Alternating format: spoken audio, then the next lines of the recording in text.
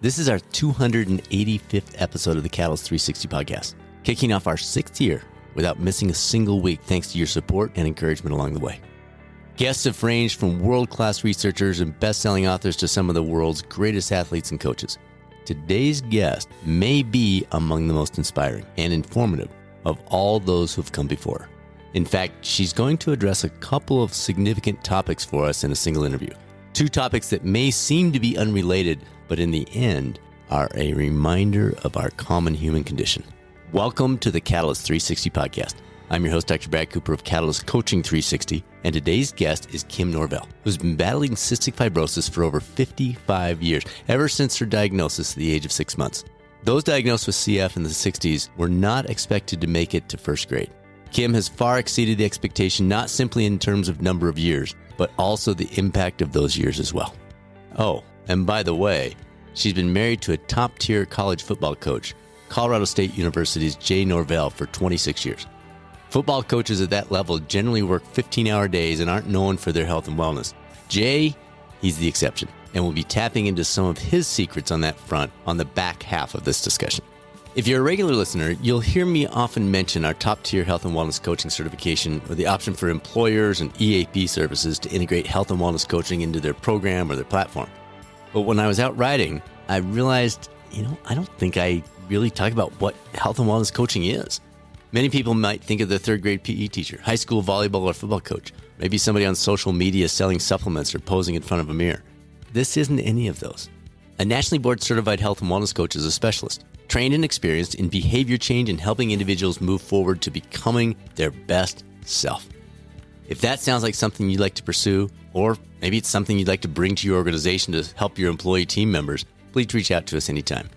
Results at catalystcoaching360.com. That's results at catalystcoaching360.com. And now it's time to tap into the wisdom and experience of Kim Norvell on the latest episode of the Catalyst 360 podcast. Kim, it's so good to have you here. Thanks for joining us. Thanks for coming out to the Catalyst Ranch. First on-site interview, so good to have you here. Thank you so much. Let's just give the 10,000-foot view. So out of the gate, cystic fibrosis, everyone knows the phrase. Very few people know what it really is. So could you just give us a 10,000-foot view of what is this thing? It used to be called chronic disease or whatever, but it's like not so much labeled that because we're living longer, and so which is a great thing. Yeah. But also we don't get funding from the government, so it's not so good about that stuff. And also, I just learned this just recently. Make-A-Wish dropped us. Interesting. The CF, because we live longer. Right. So now they dropped us, which I didn't know, and I don't like that at all. Sure. Because just because we live longer, allegedly, some people don't. They still die early, and so that sucks for those people. Anyway, that's my high horse. Well, my understanding is, in just doing some homework leading up to this interview, when you were first diagnosed, you and I are about the same age, lifespan was first grade. I mean, it was, 6, 7, 8 years old. Yes. So that is a major change. Yes, it is. Yeah. It is a major change. Yes. My parents were told I wouldn't live to start kindergarten. As a mother, I can't imagine being told that my son would die that early. And it must have been very devastating for my parents. And so my mom made a little group CF foundation in our neighborhood.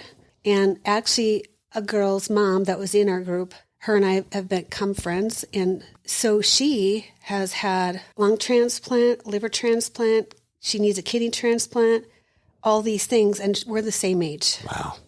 And so she's had a much different course of her life than I have. And I'm very thankful for my life. And I am thankful that she's obviously still alive.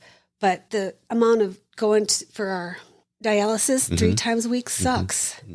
And I don't envy that at all, of course. Yeah. And so those are the things that still happen. Right. Even though Trikafta made a very big difference for everybody's life, other organs that are involved still are involved because they still have issues. There's a lot of things that encompass having cystic fibrosis. Well, I was like the first one in my area. At 18 years old, I had arthritis. And when I went to the doctor, they said, "You don't have arthritis. You're too young." I was like, I don't What do you want me to say? I know. And then finally they believed me when my mother had to come get me because I couldn't get out of bed. Every single thing of my body hurt. I couldn't turn my head. I couldn't lift up my arm to get dressed. I could do nothing. And so I didn't know what to do. I couldn't go to my job that day. So I called my mommy and she came and got me. And she thought they were going to have to call an ambulance because she couldn't figure out how to get me out of bed. Wow. Anyway, so therefore the doctor believed me when in that time. I was like, duh. So I was the first one in my area to learn about cystic fibrosis related arthritis, which gets better over time. It's backwards. But now I have arthritis just because I'm older. But also I have osteopenia. Okay. Because and folks, that's just a degradation of the bone structure. Yes. Mostly, I shouldn't say just. That is a degradation of the bone structure. Well, they said I'm not Swiss cheese yet, so that's good. That is good. So in my hips, I have it mostly. I'm diabetic. I have liver damage. I've had cancer, colon cancer. And I've learned a lot of people since then. That's a thing that happens to us because we have such digestive problems. And so colon cancer is kind of a big thing for us now. I've had several nasal surgeries. A lot of us do have that. Because the breathing is restricted? Yeah, I say they roto-rooted my nose. Okay. Because they had to make the opening bigger. Right. And that's just my simple way of saying it. I actually had that as a kid. Oh. Not for the same reason, but I know exactly what you're talking about. And oh my gosh, they start pulling those gauze pads out. You feel like your brain is coming with it. Yes. That's the worst part. And everybody says that same thing. The gauze coming out is the worst. Which seems is that not good yet? What's going on? It was awful. So it's not like a lot of chronic diseases, or I guess you said it's not qualifying as that anymore, but a lot of these types of things, there's a list. There's these 3 things are going to happen to you. It almost sounds like with cystic fibrosis, it's kind of like a whole bunch of things can. Some people, these 3, the other people, it's these 5. Yep. Is that kind of the tendency? Am I hearing you right? I think so. I mean, it appears that way to me. Every disease, of course, has different things and different people have different symptoms and whatever. But yeah, I think that everything happens differently. Like I became Facebook friends with this girl in England who I think is now dying. And she's got 2 kids, both little ones. And she's like the most optimistic person ever. And she is just at the end of her life. And she's like 20 something. Wow. And so I cannot imagine the devastation that she has, the guilt she has leaving these 2 children alone because she's a single mom.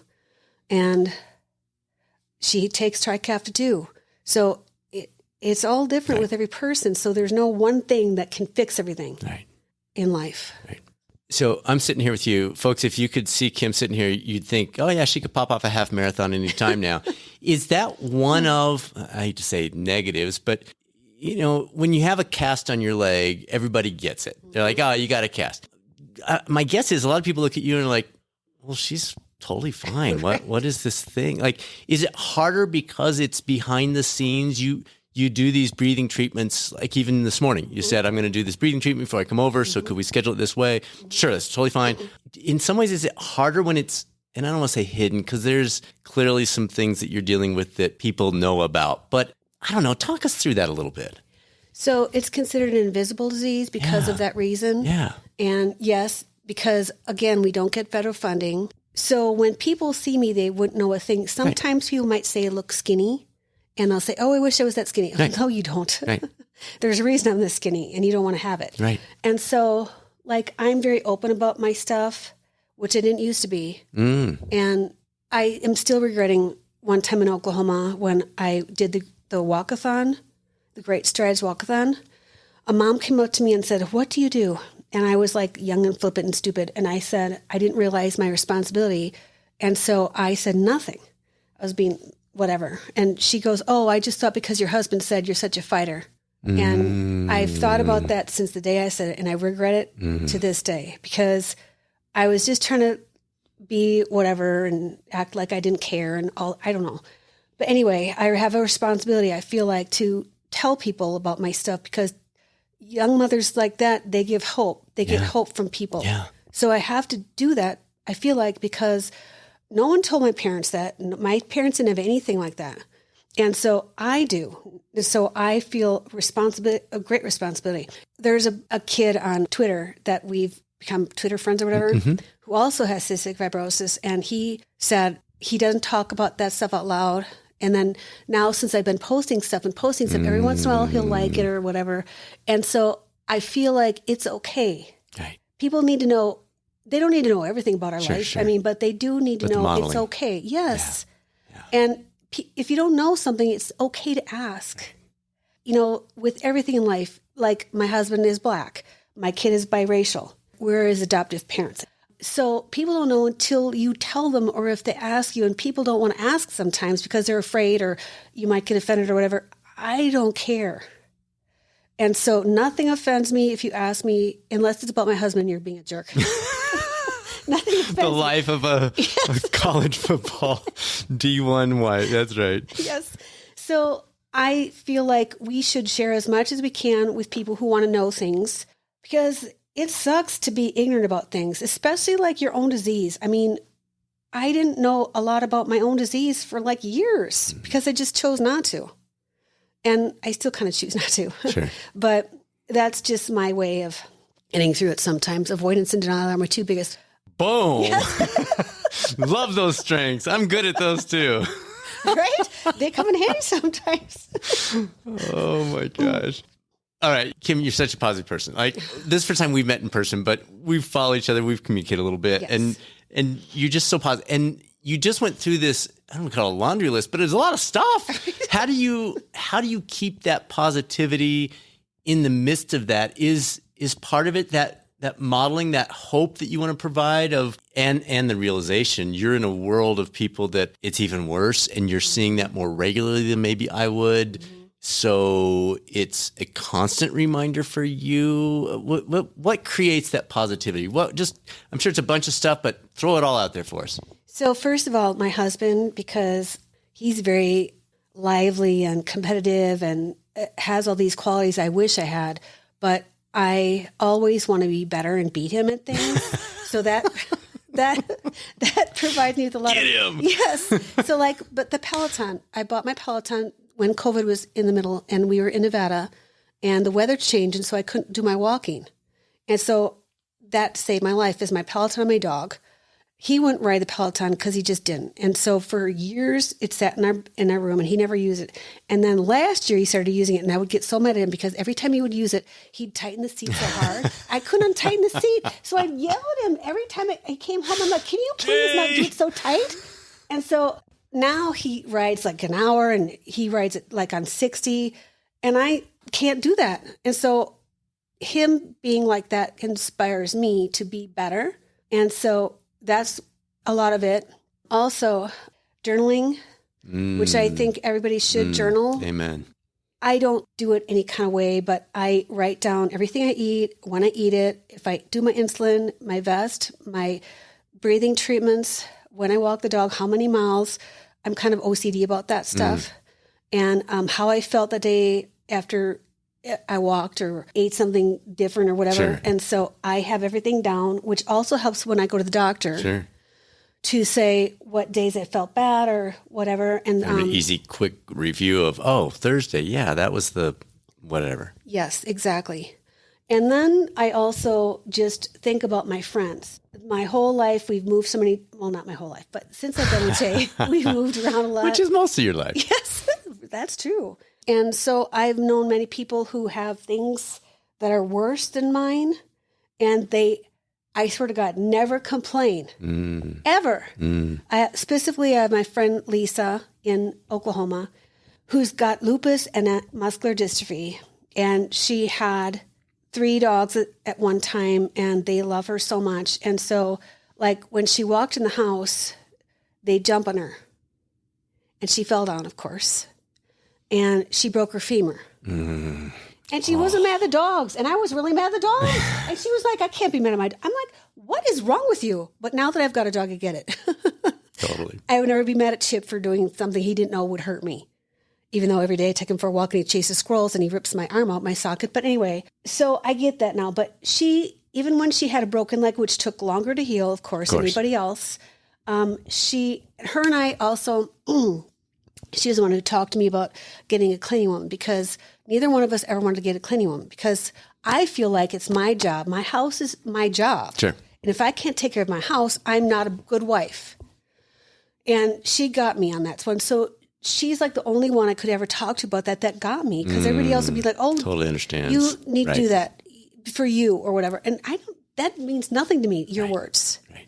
And when she and I talked about that, and she said the same things I felt like, but she got a cleaning on. Right. And I, of course, supported her on that, because duh, but I didn't give myself the same grace. Right. And so I finally did get a cleaning woman here. She kind of saves my life a little bit, because at least the obvious stuff is not, I don't have to do that. Sure. Like dusting and vacuuming are terrible for me. Because brings the dust up. Yes. Right. And so when she can do that, it helps me a lot. So again, to me, as a public person, you are so positive, but you have your down days. Yes. We all do. Yes. So what happens then when you have one of those days, you wake up and you just feel like it's not fair, this stinks, maybe it's triggered by something Jay's having to go through with some idiot out there. What do you do on those days, on the down days? So the first thing I do after I do my treatments and all that stuff I walk the dog outside. I mean, everybody should walk outside. And the sunlight or whatever it is that day, it just changes your whole mindset. So what I'm mad about or whatever, at the time I go for a walk, I think about it a little bit, but I also listen to podcasts. And so between the sunshine or whatever it is and walking the dog, knowing I'm doing a good thing for both me and Chip, I just feel better when I get home. And so when I don't walk the dog first thing like I did this morning. Look out, everybody. Today's a non-dog day. We're in trouble. It affects my whole day, but I'm in a good mood right now. So you're lucky. But that changes my mindset. And then the Peloton, doing active things that make me feel like I'm a normal person helps me out a lot. And also, I try to perseverate on things that are bothering me, although I will admit on the days when some bozo makes me mad with my husband. Sure. I do perseverate a little bit on that. But I text something and I sit in my hands so I don't set it. Because I got a mouth on me like nobody's business. And I take, like, I'm ride or die with my husband. And so if anybody messes with him, I feel like I can take on anybody. Sure. But the other things, like I say, I remember, my friends that are going through worse things. And, sometimes I'll watch, like back in the day, I used to watch Real Housewives of Atlanta just because I'd be like, thank God that's not my life. Like all the other stuff that they talk about, their money and all that stuff, it's all baloney. Right. And so I'm just glad I'm not that person. Right. Which is stupid, but it works for me. Right. We'll take it. So you talking about some of the stuff that's up and coming. I wrote down a few things: gene therapy, targeted treatments. How has that shifted the outlook both for cystic fibrosis and related genetic diseases? Well, there's just so much going on right now. It's hard for me to even contemplate what is happening. There's a lot of things that are going to happen soon for a lot of different diseases, and I'm really excited about that. And so I'm hopeful that some of these things will not just be talking points, to actually do the work. Because, for example, Vertex, who makes the drug Trikafta that works for me so hard, there's a little thing going on right now on Twitter about Vertex itself. And so I'm hopeful that maybe they'll change some things that they're doing, because they've lowered their assistance. Yes, very common after the first few years on a lot of these drugs. And I didn't know that. Yeah. This is the first time it's happened for me. And so, like all the other meds I nebulize, I haven't noticed any difference. Right. So, but Trikafta is the most important one. And it's like $11,000 out of pocket each month. Wow. And so I asked a question on Twitter of the people that are fighting this stuff. What are they supposed to do? Because I have good secondary insurance that helps me cover that stuff. My husband makes a lot of money. So comparatively to everybody else, I mean, you cannot afford $11,000 out of pocket. I mean, I think the last time I checked was like a long time ago, but I believe it was $300,000 a year for Trikafta. Wow. And so who can afford that? Right. And why should we be punished for having a disease that we can't have anything, we had nothing to do with getting? Right. I mean, it's not like, we're Not like you smoked for 20 years. And, right. Yeah. And so hopefully this will be resolved equitably so that people that can't afford things can afford them. I'm not sure how that's going to end up. There's just so much movement in all things today that it's very something to look forward to for a lot of people. And so like we help fund Cystic Fibrosis, the foundation. Yeah. And so I think that our charitable contributions have grown over time to different diseases and things because there's just so much in the pipeline right now. It's easy to get excited about things. And so you have to be fairly consistent with your health to be able to benefit from these new things that happen. Be prepared for it. Yes. Yeah. And so that's a lot of things that we have to do too, is take personal responsibility for our own health and find out as much as we can and stop doing things that are bad for us, which is easy to say and not do because my coffee is my worst habit, which I cannot stop drinking. Oh, you're alone on that. You're the only coffee drinker out there. Well, I mean, they know me by name, by my voice on the Ziggy's drive-thru. So when I say good morning, whatever, and they ask my name and I say Kim, they know my order. Kim. Yes. Do the Kim special. She's here. Right. So that's kind of embarrassing. But yeah, just taking personal responsibility and for your health and your mental health too. And back to that question that you asked me, a lot of people also cannot walk or do those things that I can do. So what do? I mean, so I always think everyone should be in counseling all the time for anything, just so that we have a backup for when we have those days. Sure. To talk to somebody and just swear or whatever we do to release our anger. So back to that, I think that everyone should be in therapy just because life is hard. And you have to have that friend that can listen to you go on or whatever, and yet tell you when enough is enough. Yeah. Because when you spiral and just keep repeating the same things over and over again with that person that just encourages that circular downward. Yes. Yeah. You need that person because otherwise, if we don't have a real friend that'll tell us when to shut up, sometimes that sucks. And so being that friend is also, important, I feel like, because I can also listen to someone for a long, long time, but at some point I just start zoning out and I don't even hear what they're saying anymore. And that's not fair because if they want me to listen to them, I should be totally open to listening. So I have to also do the same thing, but that's another one of my problems. I don't have tact. So I don't know how to say things politely or tactfully to people. I just say it. Yes. So mental health and journaling and counseling and, there are a lot of people who are on meds and need them. And, like I've been on anxiety and depression medication for years. And I always think it's a failure that I have to take medication, but I just decided to bump that because someone said that it helps with like menopause issues. And so because she said that, I'm like, okay, yes, I'll go back on There's a reason. Yes. So I gladly took it back to take it. Come back to the journaling. We've spoken on the podcast about journaling in the past. I gave a talk last year about one of the cues that I've tried to give people is I think we get hung up in the amount. I need to write a page a day. I need to write whatever. And as a result, we stop. Mm-hmm. And what I've tried to encourage people to do is sit down, be quiet, open your journal, take out your pen, write the date. If that's all you write, that counts as journaling. Mm-hmm. Now, most of the time, that's going to get your mind going. That's going to create some ideas. That's going to throw some things in there that you're like, oh my gosh, yes, I've needed to get that out. But I think we're too hard on ourselves like we are in so many things in life. Are you doing a lot of the reflecting side too, or is it more the tracking, the things that you mentioned before? I walked, I did this, I did this, I did this. Or is it also reflecting, pondering, getting those thoughts out? What approach do you take in terms of that element of journaling? So usually I just go down and just write the things I do. The tracking. Yeah, the tracking. However, I try to expound sometimes when I need to, like if I'm mad at my son for whatever he, I say what he did and why I was mad. Sure. And because I know that I have to get it out somewhere, and I don't want to always talk about that. And so I do that. And then when I look back, like later, I'll be like, that's so dumb.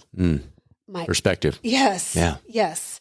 And the perspective is obviously very important because it's all perspective. Yeah.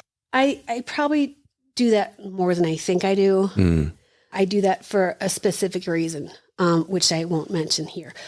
Just the idea of the guilt part about what you said about leaving it alone for a couple of days and coming back or whatever, also does not help. When you feel guilty about stuff you didn't do that day, it doesn't ever do any good. And so Very good point. Yes. Very good point. Yes. And so sometimes, like, I didn't do it.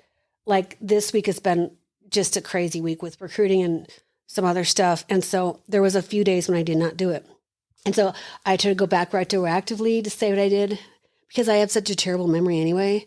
I don't do a very good job remembering. Right. If it doesn't happen that day, and we're not sure it's totally accurate. Yes. Right. And that's a problem with my pills too. That's why I have to have all my pills in front of my face every morning. Makes sense. Every day so I can take them. Right. Because if they're not there, I don't even know that I have to take them. Sure. So everything's got to be all the time in my face so I remember. So yes, I go back and try to remember. And if I don't, whatever. And sometimes it's like when I, back to the getting depressed thing. So like I'll write down, didn't feel good, depressed, tried to take a nap, couldn't do it, like that. And then that also helps something. I don't know what, but it helps me to realize that there are going to be days when you don't feel good and it's okay. Because I do have to give myself permission to not feel good. Yeah. And permission to take a nap and not feel guilty. Right. Because for years and years and years, I couldn't sleep at all. Like since I was 5 years old, I couldn't sleep, which doesn't help my health. So now I can sleep. Yes. So now I sleep. And I always thought that if I could only sleep for 6 hours, I'd be a much different person. Yes. But for me, it's not true because I still get cranky as heck. I still might be tired all day. And so it's not like I wake up every day and go, yay, I got a full night's sleep. But I still, in my head, I know that it's better than not sleeping. Duh. Sleep is so important. And so any kind of way you can get sleep, I am all for it. Absolutely. It's I think the number one topic on our podcast, the Catalyst 360 podcast, we've had, I think I went back and checked, 9 of our episodes have been researchers and authors about sleep, and they're always among the most popular. It is such a key area that so many of, not to the level that you're struggling with it, but so many of us struggle with it that you're definitely preaching to the choir here. And so I'm not sure if I should say this, but I'm going to anyway. Gummies are the thing that saved my life because in Nevada, where we lived before we came here, it was legal. And I didn't take them then because I had this thing in my head that, it was naughty and right. 1980s guilt, Sure. all that stuff. But my doctor said, you could get a medical prescription for that. Sure. And because it's so important that you sleep. And so when I got that, I was like, okay. And it's the difference. It was big for you. Interesting. Yes. And so I get the sleep gummies, the specific ones that taste really good. And I do obviously have an addiction problem, like with coffee. So my thing is I can take 1.5 and that's it. Okay. And I have that self-control that I can only take 1.5 because who wants to sleep more than that anyway? I mean, otherwise it'd be like in a coma. And so a sleep coma. And so that's how I do it, 1.5 every night before bedtime. And it's been a miracle. Well, I'm glad you said that. Yes. I'm glad she was hesitant, folks. She looked up in the air and she's like, do I not? I don't know. What advice did you have for people that are battling cystic fibrosis or other, and let's just put the general category, other serious health conditions that literally affect every waking moment? The example of somebody's got a cast in their leg, that's a big deal, but it doesn't affect every waking moment. When you're at your desk, it's no big deal. You're sitting there, you don't need it. Your situation and many, many thousands, hundreds of thousands of other people are in situations where it affects every waking moment. What would be if you were sitting down with someone, which you basically are now, you're talking to thousands of people, what would be your advice for that person that just says, I'm having trouble getting through the day? So I know there's a lot of people that have chronic pain that just is all the time and doesn't go away. And so, to be honest, I have no idea how these people, like with ALS and things, Yes. I just have no idea how some of these people survive their brain.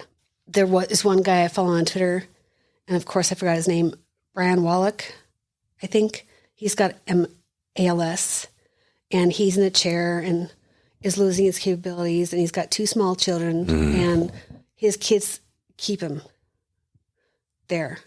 And, he says goodnight moon every time he signs off. And so, which I love. And so he's got such strong willpower and mind. I have no idea where that comes from. But wherever it comes from, it's doing a great service to him and everybody else who reads his stuff. Because I cannot fathom that. Right.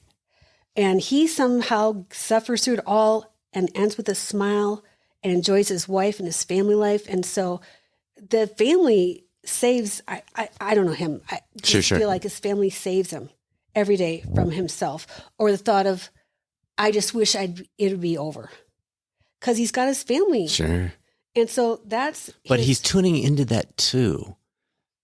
That's the interesting part as you're saying this is, yes, his family must be amazing, and he's willing to tune into that amazing element. Is that part of your guidance, is no matter what, there's hope out there? There's not even hope. That's the wrong word. There's a way to still have an impact. There's a value to living as full a life as we're able to. Am I saying that close to right? Yes, I think so, because that's what my friend Lisa does in Oklahoma. Okay. She can't walk or, do anything at all. Her hands work, but not really. Yeah. And so she finds joy in her husband and her dogs. And she has an amazing... She finds joy. That's the word. Yes. She finds it. She looks for it. She opens her eyes. She's open to wow, that's powerful, Kim. Wow. Because she is, like I say, my example for everything. I mean, she is Catholic. She finds joy in going to Mass. Yes. I know her priest. He was my favorite Catholic priest in Oklahoma. And so she goes to the same church he is at. And so between her faith and Father Goins and her dogs and her husband, that's what makes her life complete, and making things for people. And so that brings her great joy, especially around Christmas time when she makes things for people, and like her husband will help her bake and stuff. And so doing things for others helps her through a lot of things, I think. Like that's one thing that I find joy in too, is like we have recruits over at our house every Sunday morning in the month of June. They're players and their families. And so like we had them over yesterday. Well, I'm a very nervous person. I'm totally out of my element when there's a lot of people in my space, but I have to suck it up because that's my job. And so when they respond back to me, like the kid that just committed, oh my God, such an amazing, wonderful boy. And so, because he is a boy, you know? Yeah. And so 17, 18 years old. Yes. And so he's got an amazing family. And so when they come in and when they leave, I give them a hug on both ends. And when they're receptive back to me, that's everything. Oh. Because if they're like, there was one kid that just kind of leaned forward a little bit. And so I hugged the crap out of him because I was like, you're going to hug me back. But he didn't. But anyway, there's a big difference between the two. And I'm sure that one was really nervous or whatever, because everybody gets nervous sometimes. Sure. They just don't tell the world like I do. Right. I just love that hug back so much. And also, when I was at practice, like one time, a couple of months ago, a mom came up to me, but she said to me, my son told me that every time they get on the bus to go home and to come back, you always give them a hug. Mm-hmm. And it made him feel so good to know that the head coach's wife hugs him. And I want to thank you for that. And I said, thank you for telling me that, because I never know if they like it or not. Right. I just do Who's this weird lady? Yes, exactly. And so it made me feel so much better about the thing that I'm doing. Right. Because some people get it. And so I love all that stuff. So all of those things help me feel better about life and get through my day and all the things, because we're not here for ourselves. Right. And so it's all that together in a bag of chips. That's what gets me through. Yeah. Yeah. Love that. All right. Let's, you've mentioned Jay a couple of times. Let's shift the conversation to your husband. So just for background, she's been married to Coach Jay Norvell for this July, it will be 27 years. 27 but we've been years. Together 30. All right. So they've known each other a little while. Mm-hmm. And I want to touch on his approach to health and wellness, because I don't know if everybody else listening is like this, but I tend to think of top level football coaches, either high level D1 or pro, as being grumpy, overweight, fast food junkies with bags in their eyes. Anyone who's seen, interacted with, been connected with Jay in any way knows that at the age of 60, I'm pretty sure he could still suit up as an outside linebacker. And he never shows up without a smile on his face, a gleam in his eye.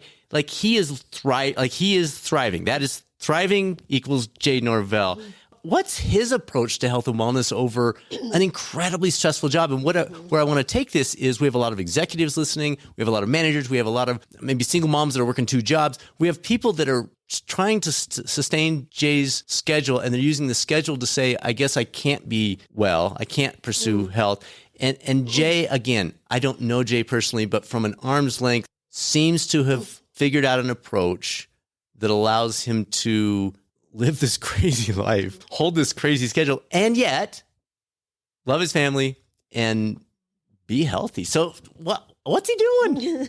Or what are the two of you doing? What are you doing as a family? Like, what are some of the secrets that maybe that executive or that manager or that single mom could apply to their own life? So my husband's nuts, for one thing. So he gets up at like 4 o'clock in the morning, and I never used to go to bed at the same time as him, just because I don't know what, but I now do. I look forward to going to bed at night, which is kind of sad.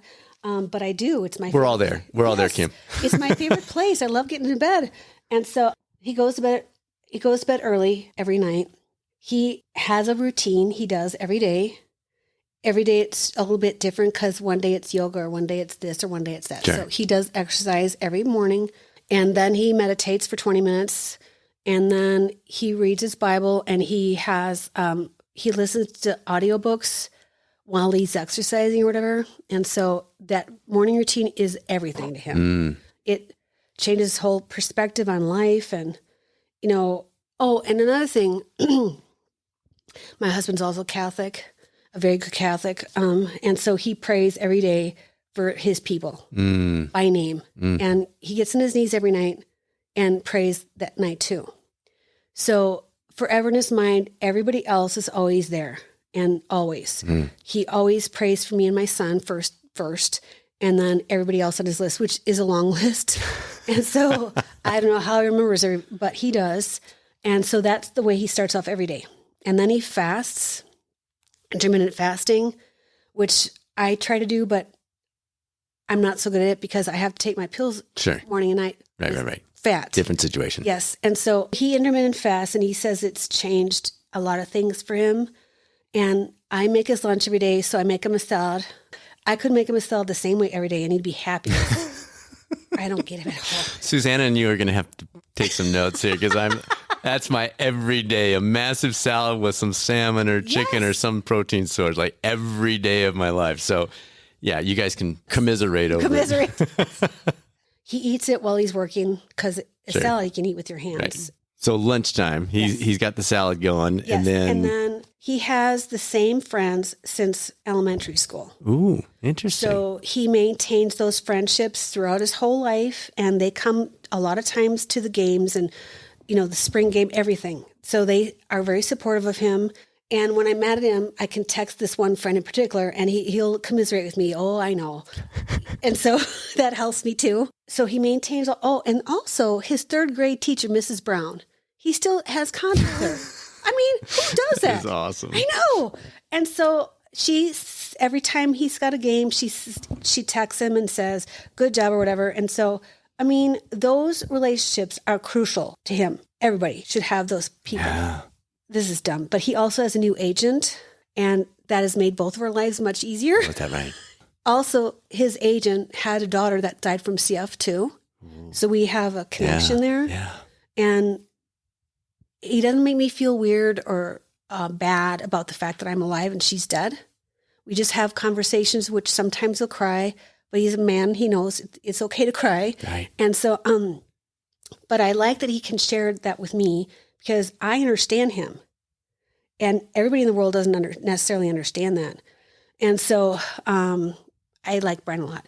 And so also creating an environment with your staff, which is a healthy one, and there's no infighting or no jealousy. Huge. Yes, makes a very big difference. Yes. And so his staff right now is fantastic. Yeah, it seems like it. Yes. And they all get along well with each other, and they can call each other out respectfully when they need to. Right. And nobody's fighting or talking about people behind their back. And I'm just going to say that on my behalf because I also don't want that crap in our house either. Right. Right. So I tell the wives from the get-go, there's not going to be any... The Kim rules. Yes, because I will not have that. I mean, there was one time when he was going to hire someone for a certain position, and I said, if you hire that man, I will not move to Nevada with you because his wife's crazy. I won't. And so he didn't hire him, so thankfully. And so, but it's, all of that is very important. I feel like the wives, the husbands, people, it's all relevant because, you know, the worst thing in the world is to have an unhappy wife because she poisons the whole thing. 100%. 100%. Yes. Yes. And I'm just not having that. And, you know, also, I think you can probably tell that I'm not the most, I'm rough around the edges, and I put that out there right away because they need to know who I am too. And so like my first text, the whole wives group, I created a wives group for all of us to communicate with each other. Yeah. And so my first thing was I tell them I have CF, I've had cancer, I have all these things. My husband started from the bottom and with nothing, and he's worked his way up. And, you know, he had so many job interviews, and I feel like he was Rooney Ruled a lot, and I don't like that. And so I say, I understand. Yeah. If anyone in here does not understand, I get it. Right. And so I don't want to hear any of it from anybody because everybody's life is hard. Everybody's in transition. We all just moved here. Nobody knows anything. I'm not going to complain. You're not either. Right. Yeah. Yes. And that's what I expect because I don't want to hear somebody bitching about their husband coming home late because nobody's husband comes home later than my husband. Right. Well, maybe Freddie Banks, but he. That's why that defense is so solid. But his wife, Candace, would never complain, but she knows because she's experienced, but she also knows me. And so that's why I want them to know me like that because when they know me, then it's different. Like the first thing I did when Jay got his first head coaching job is I went around to all the head coaches' wives and I wrote a list of all the things they told me to do and not to do. Consequently, I texted several people and I was like, I had no idea what you had to go through. And I apologize for what I did wrong. Very interesting. Because I made a lot of mistakes as a rookie and I get it now. Yeah. You walked in those shoes. Yeah. And they all answer me right back, grateful that I got it. In what ways do the wives come together in this specific setting, very unique setting, to help each other's health and well-being? Are there things that, I don't know if you ever get together, I don't know if there's any coffees regularly, whatever. Is there any of that community, of that very, very unique group of women, and things that you do or have done or are thinking about doing? Some of us are in a Bible study. Okay. We were in one in Nevada too, and we are called RBS Bible Study, Reject Bible Study Squad, because we never had our homework Sounds done. like the way Jesus planned it. We never had our homework done. Half of us didn't show up. I mean, we just were ragtag, but we loved each other, and so it worked. And so That doggone love thing. I know. I keep coming back. Yes, it does. So this one here is about the same. We meet at the FCA Wives. Oh, cool. Fellowship of Christian Athletes for the people that don't know. So, it's hard when you're a Bible study teacher and your head coach's wife has a mouth like a sailor, but she still loves me. Regardless of what I say or how I say it, she knows I got a lot of work to do and she just gives me grace. So thank God for that. We get together for coffees. I have baby showers. I have them over to my house. I'm going to have the whole team over. So some of their wives will come and some of them won't. I also text a lot. This is one of my husband's things that he doesn't like about what I do. I text a lot of TikToks relevant to the person I'm sending them to. I love TikTok, and it serves a fundamental purpose in my whole life. That's a way for me to stay in contact. Life is fast and furious, and you don't always get to spend an hour on the phone or whatever, right, which is my primary way of talking to people. Right. An hour on the phone. You have to set aside a whole hour to commit to me to talk. Yeah. And so I can just shoot off a quick TikTok, and they feel like I'm, connecting There's or whatever. a connection there. Yes. Also, everybody's birthday, I have a staff birthday list. I give cards out. So I go to the office with my cards and personalization. Yes. Yeah. The children, the wives, the husbands, all get a card on the birthdays. That's a lot of cards. Yes. I love cards though. That's not like my thing is love cards. That. That's awesome. Like just this last Mother's Day, Jay said, what do you want? And I said, I just really want you to write me a love letter. Oh. And I would like that. And so I love cards. I love getting a letter.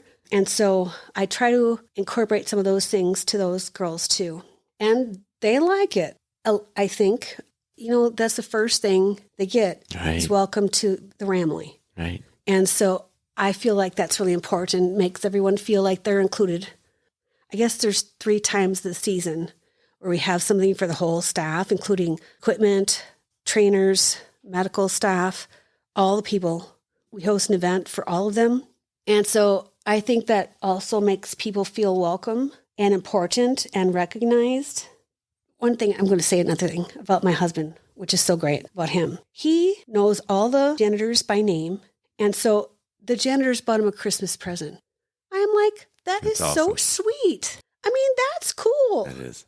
I'm not that good, but I aspire to be that good because it matters. I mean, those janitors matter. Yeah. And they're not just nobody. Right. They make a difference for everybody. They might be hidden. They might be quiet, but critical. Yes, they are.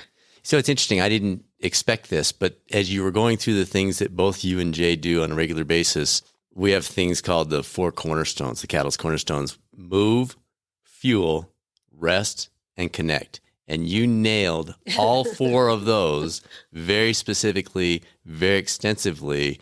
It's kind of cool. You have such a positive impact. So many people, we got to hear some of those things in spite of the struggles that you've had to face that most of the world will never experience. You're truly one of the original catalysts. That's why I was so excited about having you on today. What advice would you give for our listeners who may want to make a difference for others, but they feel restricted by, I don't know, their health or their work or their family or whatever the excuse of the moment is? What advice would you have for that person who says, oh, I want to make a difference, but how would you scratch out the but? So, for example, yesterday, after we did the recruiting thing, after I went to practice, after I met with my girlfriend, I came home and was getting gas at Costco. And there was a guy that was walking around with a gas can and obviously asking people for gas. And no one did anything. So when I went around to leave, he was sitting on the sidewalk. So I pulled back around and I said, do you need some gas? He said, yes. And I said, I can help with that. And so I pulled my car back and came around and bought him his gas. We can do things, little things every day that don't make a difference, a big difference, but they do in that moment. And to be mindful of that, always say hi to people, hold the door, whatever. Those little things on a daily basis make a big difference. For a time, there was no more holding doors for ladies. And my husband always did that. And we taught our son to do that too. Yeah, we did the same. And it's just courtesy. Yeah.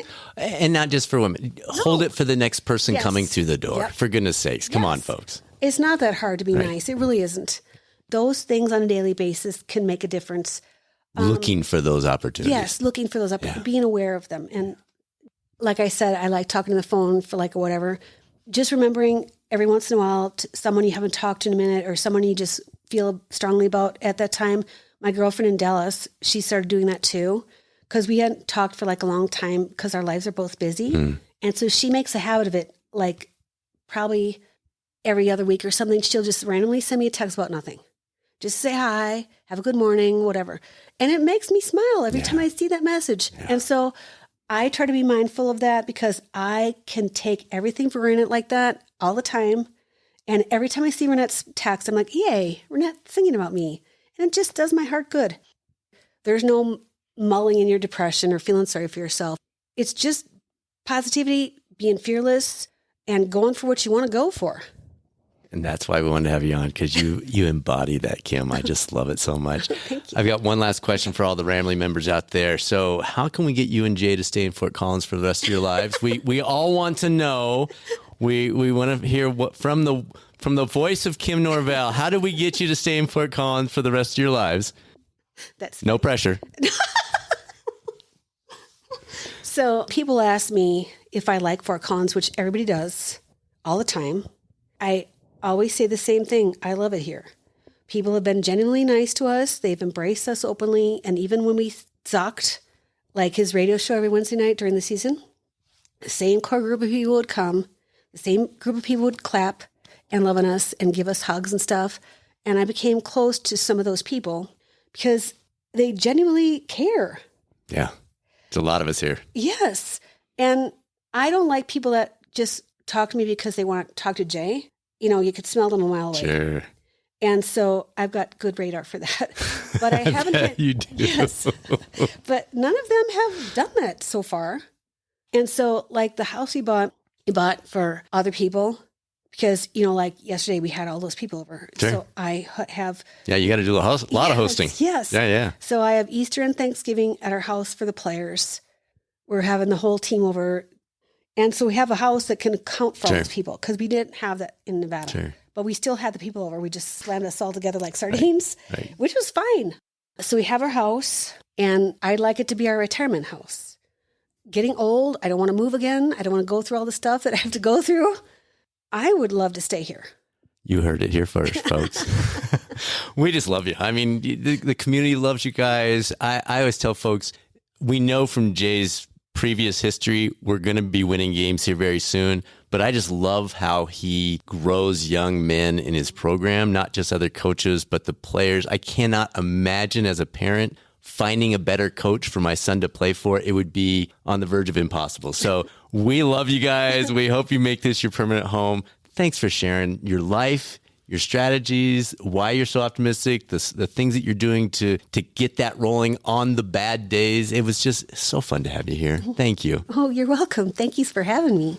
Thanks again to Kim for joining us. And to all the Colorado State Ramley members out there, go Rams. Questions about pursuing your MBHWC approved coach certification or maybe integrating best-in-class coaching into your organization, EAP, or wellness services, please reach out to us anytime. Results at catalystcoaching360.com, or you can tap into the website catalystcoaching360.com. We can set up some time to answer any questions you've got, whether it's your own career or offering the very best in coaching to your employees or those you serve. And now it's time to be a Catalyst. This is Catalyst Coaching 360, Dr. Brad Cooper. Make it a great rest of your week, and I'll speak with you soon on the next episode of the Catalyst 360 podcast, or maybe over on the YouTube coaching channel.